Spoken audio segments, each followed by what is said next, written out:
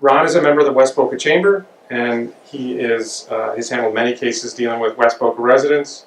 And I wanted to talk to Ron today and ask him about his experience with residential real estate and what kind of problems you might have seen in real estate transactions in the past. From the beginning of the transaction till the closing, the potholes that come up in any real estate deal, whether it's problems with the contract, problems with the walkthrough, problems with financing, sellers and buyers miscommunicating, issues regarding what personal property is being left in the property, what's being sold as part of the closing, what's being sold separately, all those sort of issues. And hopefully I'm retained at the part of the process where they're either making an offer and getting it put to paper and signed, or in that review period where I can review a contract. If I'm representing the buyer, then I need to make sure that they conduct the inspection in the proper time frame, that they apply for their financing within the specified time frame, so that if there are problems with the inspection or with the financing, that they've done what they need to do to be able to get out of the deal if it goes bad. If I'm representing the seller, I want to be able to mark those deadlines on a clock and know that the buyer is doing what they need to do. And I also want to be involved in terms of getting the title documentation ready so that when the time comes to close, the seller is able to provide adequate title and convey the property free and clear of any liens and encumbrances. It's who owns the house, who has a mortgage on the house, what taxes are due, what the taxing authorities are, if there are any liens. Those liens could be from municipalities or they could be from private individuals. So there are some transactions where it may be less important. You have a simple transaction, you don't have any liens, you don't have any problems in your house, you might need an attorney less.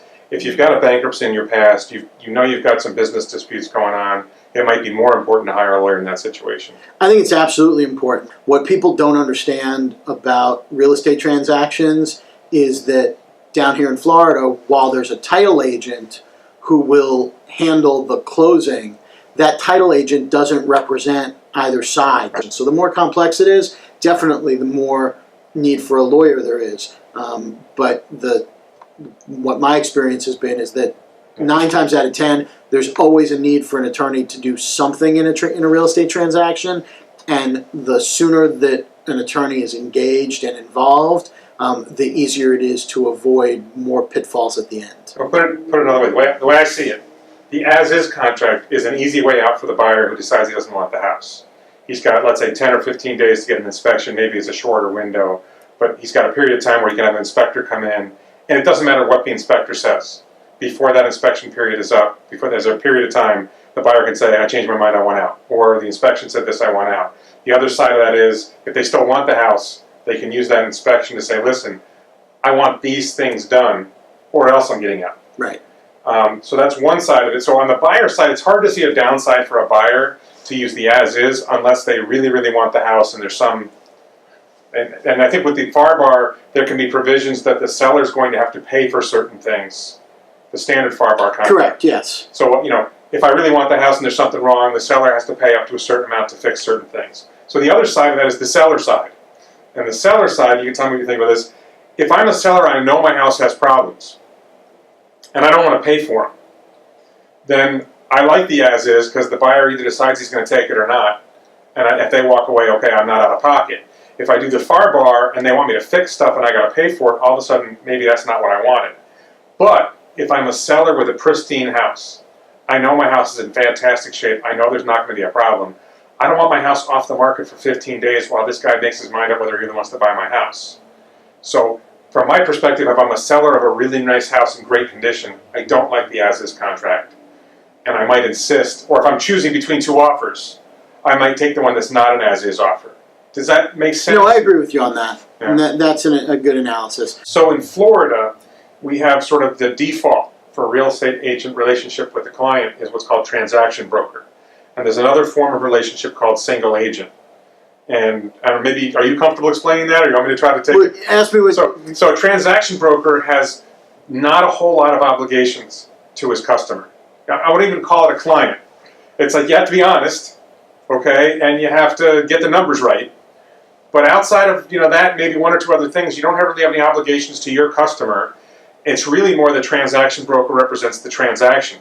And a transaction broker can bring in a buyer and represent both sides. One agent can represent both buyer and seller at the same time, and then there's no duty of loyalty in particular. There's another type of relationship that is the second most common in Florida called single agent. And a single agent represents, let's say, a seller, and they have a duty of loyalty to that seller. They can't bring in another buyer on their own as a single agent because they can't be loyal to both sides. And they can't even represent the buyer as a transaction broker while still representing the seller as a single agent. There's a process where they go to the seller and say, hey, I've got a buyer, you need to release me from my single agent status and let me be a transaction broker for you so I can bring this guy in. And you've described that well. That was exactly. And that creates this, again, who's loyal to you? You're the real estate customer. You're selling your house, you're buying a house. Who's the person involved in this transaction who's loyal to you? And one of the things that I see is, well, this is why you want an attorney. Because the attorney is loyal to you.